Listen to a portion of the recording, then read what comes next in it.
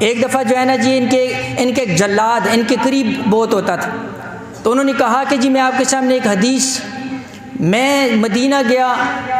کئی لوگ ایک بندے کے قریب جمع ہے، میں نے پوچھا کون؟ فرمایا ابو ہریرہ رضی اللہ عنہ، یہ حضور علیہ السلام کے صحابی۔ تو وہ جلاد کہتے ہیں میں حضرت ابو ہریرہ کے پاس جب گیا،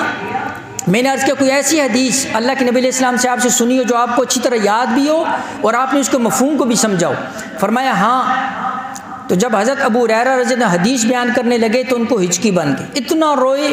کہ ان کے اوپر جو ہے نا جی وہ بے ہوشی طاری ہو، ہوش میں آئے، پھر حدیث بیان کرنے لگے، پھر بے ہوش ہو گئے، پھر جب حدیث بیان کرنے لگے تیسری دفعہ پھر بے ہوش ہو گئی، چوتھی دفعہ جب ہوش کے اندر آئے فرمایا میں نے اللہ کے نبی علیہ الصلوۃ والسلام سے سنا جب کل حشر کا میدان ہوگا اللہ فرمایا سب سے پہلے قاری قرآن کو بلائے گا، ہاں تمہیں میں نے قرآن کی دولت دی تھی، بتاؤ تو نے اس کے اندر جو ہے نا جی کیا حق ادا کیا؟ وہ کہے گا میں نے تیرے لیے حفظ کیا، قرآن پڑھا اور پڑھایا۔ اللہ فرمائے گا نہیں، تو نے لوگوں کے لیے کیا تھا، لوگ تجھے حافظ عالم کے ہیں، وہ کہا جا چکا، اب تجھے سب سے پہلے فرمایا کہ اس کو اٹھا کر جہنم کے اندر اسی طرح ایک سخی کو بلایا جائے گا، اسی طرح ایک مجاہد کو بلایا جائے گا اور ان کے ذریعے سے فرمایا جہنم کو بڑکایا جائے گا۔ وہ جلاد کہتے ہیں میں نے جب امیر معاویہ رضی اللہ تعالیٰ کے سامنے یہ حدیث بیان کی، حضرت امیر معاویہ اتنا روئے سامنے کی طرف گر گئے، لوگوں نے اٹھایا، ہوش کے اندر آئے، کسی نے کہا